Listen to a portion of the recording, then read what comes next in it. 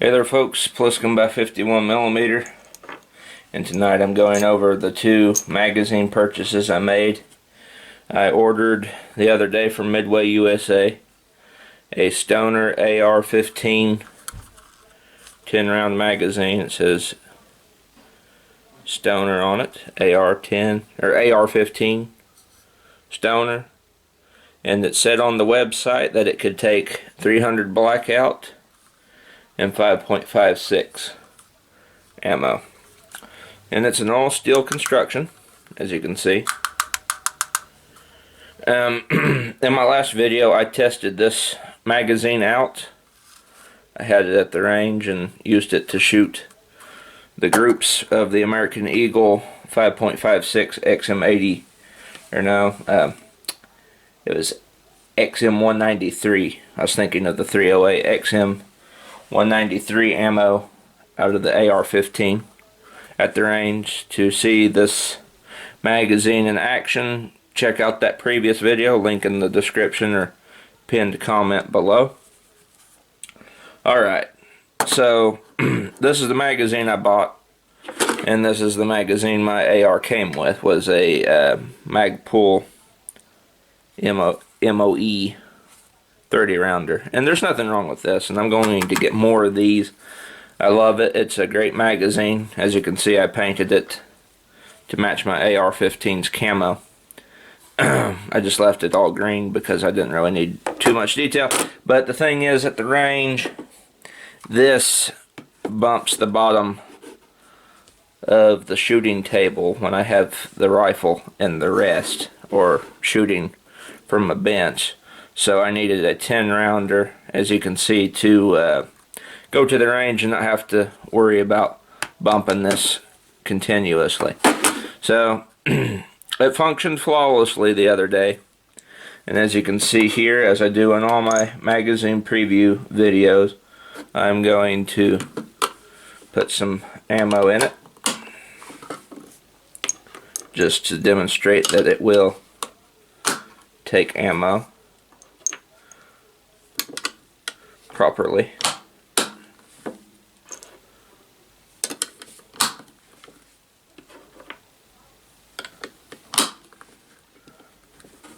Let's see, move it back, and then 6 rounds right there. See?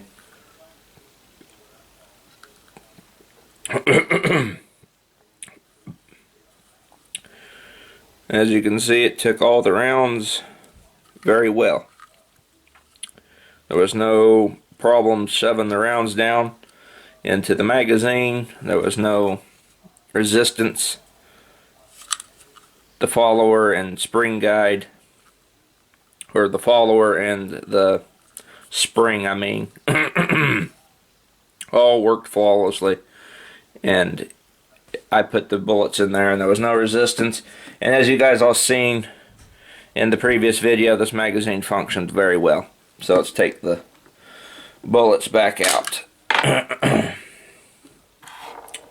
Let's see, just kind of flop them around here.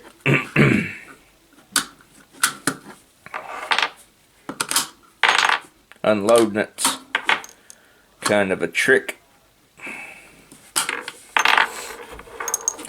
but that's no big deal, unloading it by hand.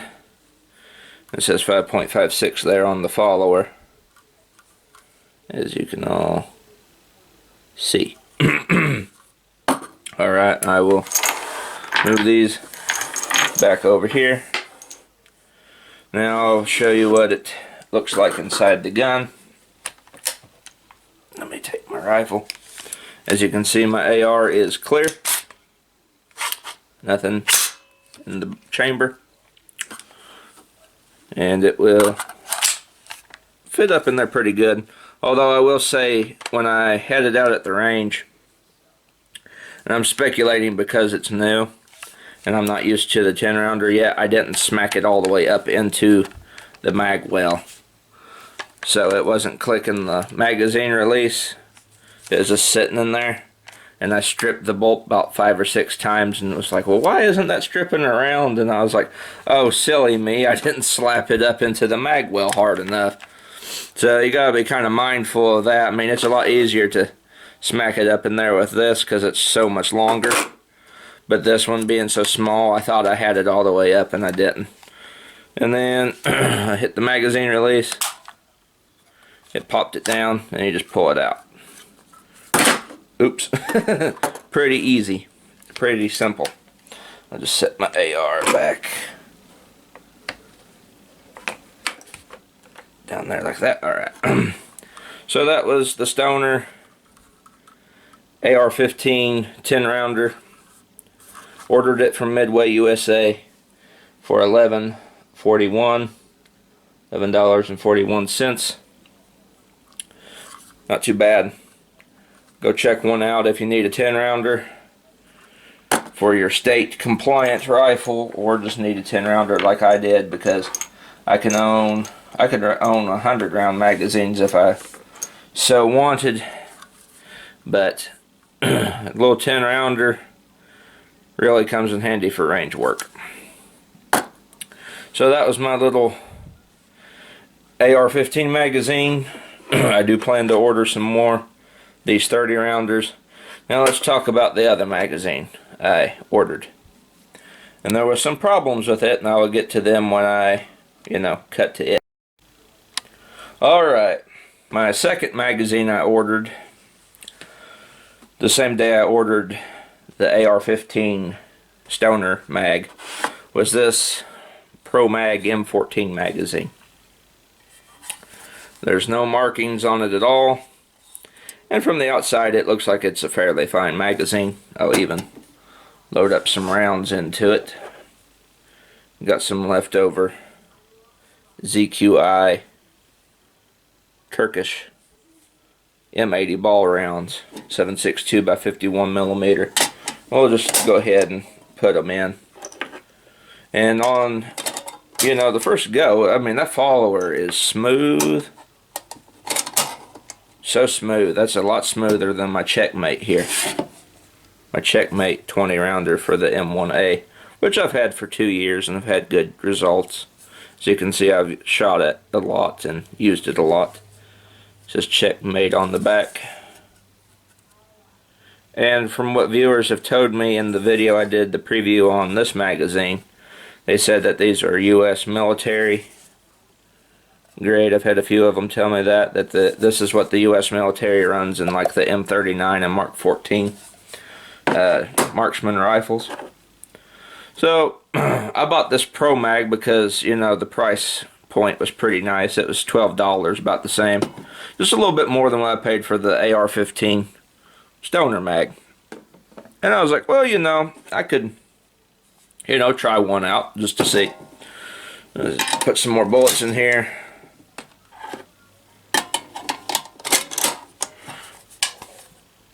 It seems like a nice magazine. I mean, it feeds rounds fine and all, Let's take them back out. That one there's a Perfecta. The bullets come out pretty easy too.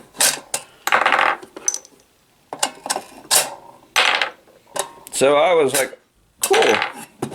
A 12 round, or not 12 round, a $12 M14 magazine that seems to be very good quality.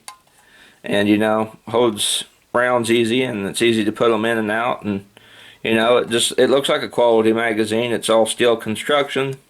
Really, it's a black paint. It just seems like it'd be a really good magazine. Only problem is, though, alright, got my M1A here. Okay, so, first up, Checkmate. Checkmate magazine, as you can see. Alright. Fits in the gun just fine. Alright, so take the Checkmate out. Promag.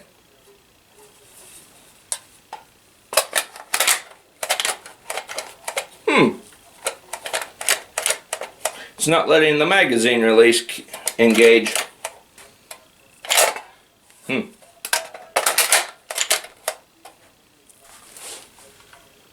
See?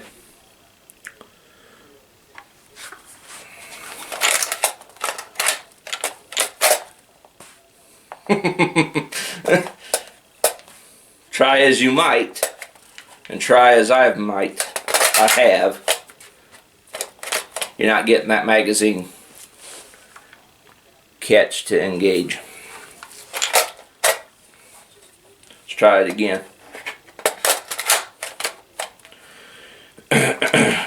Nope. The tolerances are too tight. Or in this case, out of spec.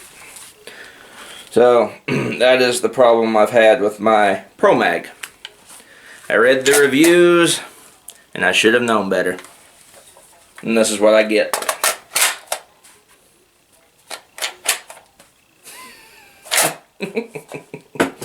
Let's continue. Alright. So that is the issue I have with my Promag 20 rounder for the M14. And it really disheartens me. I was extremely upset when I purchased it, and you know, when I first got it out of the box. Here's the package it came in. As you can see, it says M1A M14 308 20 round black phosphate M1A1. I noticed that too, just a typo on that. There's no such thing as an M1A1. Unless, of course, you're referring to the M14E2 or M14A1. I'll put in a picture of one of those.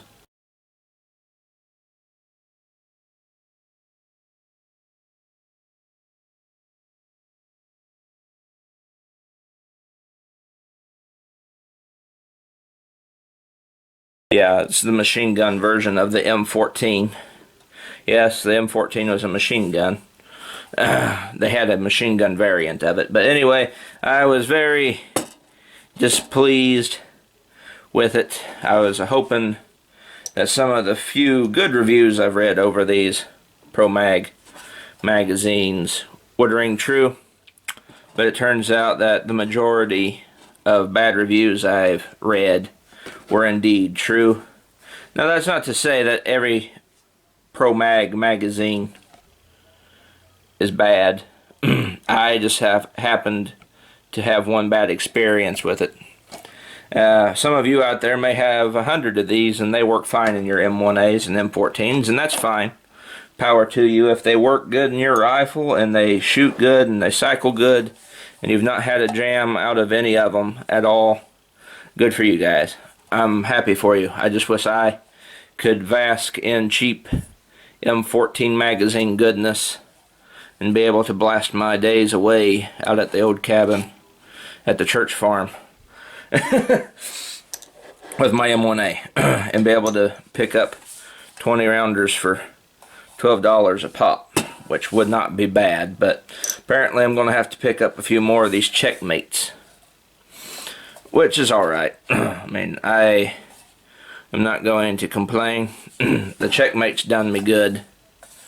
I mean, they're a little expensive, 30 to 40 bucks, give or take, where you look. But hands down, a very good, reliable magazine, and I need to get some more. The other magazine I got is kind of like a surplus magazine. It's like a gray one. I'll go get it for all of you who haven't seen it. Yeah, so here's the surplus one that I got. It's kind of a unique magazine, as you can see. So, I mean, I need to get some more of these and some more of the checkmates. I'm not disowning Promag. I'm sure Promag makes some good magazines for other rifles and handguns, and I may very well buy some of them and try them out, but for right now I can't give a good thumbs up on their M14 magazine. Something is clearly wrong, and we're going to try, me and my dad, we're going to try to you know, maybe file down some surface areas or file down the tab back here just a wee bit or something to you know, try to get it to work in the rifle. I'm not dissing Promag, and if you guys, you know, they have like a good magazine for like the AR, or you know, something, go for it. Go get you one. And if you have an M14 magazine that is from Promag and it works good in your M1A, good. I mean, you know, keep them.